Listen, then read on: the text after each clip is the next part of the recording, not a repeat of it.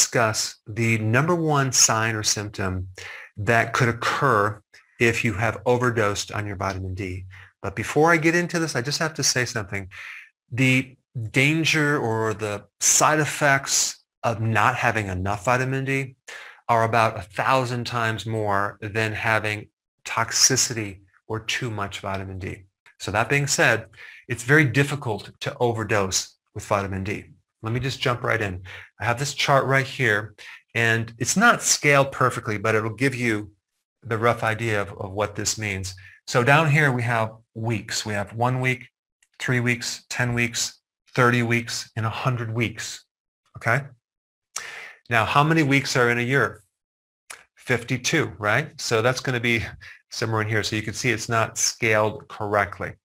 Now, on the left side of this graph, you have international units of vitamin D. So up here at the top, we have 1 million international units. And we have 300,000 international units. We have 100,000, 30,000, 10,000. Now, right now, you might be taking, I don't know, 600 IUs or 1,000 IUs or maybe 2,000 IUs of your vitamin D. It's like not even on this chart. This starts at 10,000 IUs, and this is what I recommend even as a maintenance dosage. So you can see even at 10,000 IUs, 100 weeks, there's no toxicity at all. Then we get to 30,000, okay, all the way to here, maybe up to like maybe 10 weeks. There could be some potential side effects, right? 10 weeks. And then we have 100,000, right? For maybe 2.5 weeks, it's fine. Even 300,000 units for a week is fine. But there's this little section which I'm going to explain right here. This area right here is safe if you adjust the cofactors. Now, what does that mean, cofactors? It means that vitamin D always works with other factors that help it in its function and absorption, etc.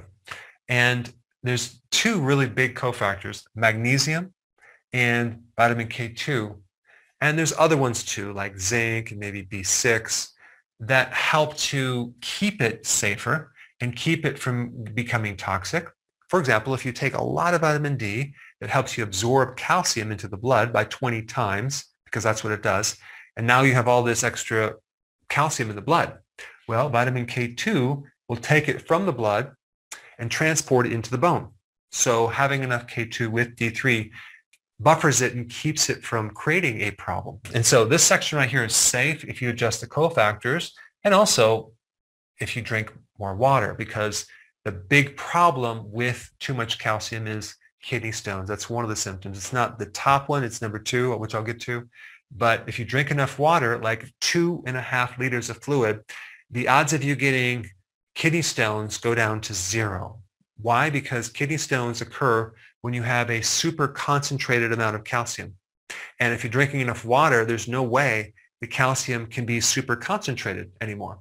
So you can actually prevent that problem. But typically, the toxicity effect from vitamin D really occurs when you're taking hundreds of thousands of international units of vitamin D for many, many weeks. Okay? Now, that being said, the number one sign would be calcification somewhere in your body. Now, what's common for women is calcification in the breast tissue, right? That's kind of a benign situation. It doesn't create any problems, but it can occur. You can have calcification in any organ or tissue. So that would be the first sign that you have too much vitamin D. Number 2, kidney stones, okay? But of course, kidney stones could come from many different things. Number 3, nerve symptoms like numbness, pain, tingling, any type of weird type symptoms with your nerves, that could be a sign that you have too much vitamin D. And number 4 is excessive thirst, okay? And number 5, excessive urination, both of these. Now, what's interesting about these two is you usually get these symptoms when you're a diabetic, but in this situation, it's where you have too much calcium because the vitamin D is too high. So there you have it. These are the symptoms.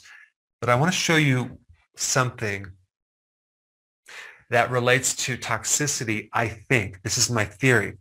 I think a lot of the cases that you hear about with toxicity are from vitamin D2, not vitamin D3.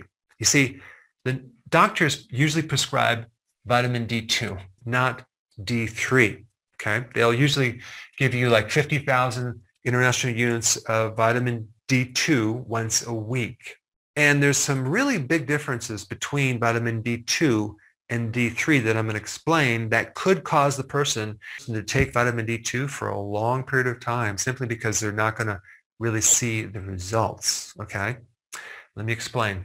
Let's compare D2 to D3. Well, first of all, D2 is not as effective as D3. It's not as bioavailable. It's not as studied. It does not prevent fractures like vitamin D3 will, but it does reverse rickets in infants, which is a severe vitamin D deficiency. It has a different effect on the symptom depression, which relates to a couple factors, which I don't want to necessarily get into in this video. And this next one is very important to know. It does not affect the immune system, okay? It doesn't improve the immune system like vitamin D3. So here you are taking D2 and not seeing the results. So maybe you'll be taking more or for a long period of time. And that potentially could be, and this is just my theory, why there is toxicity in the first place. But again, I'm not 100% on that, but that's just my theory. Now, since we talked about the main symptom, which is calcification, which is excess calcium, I think it's very appropriate to watch this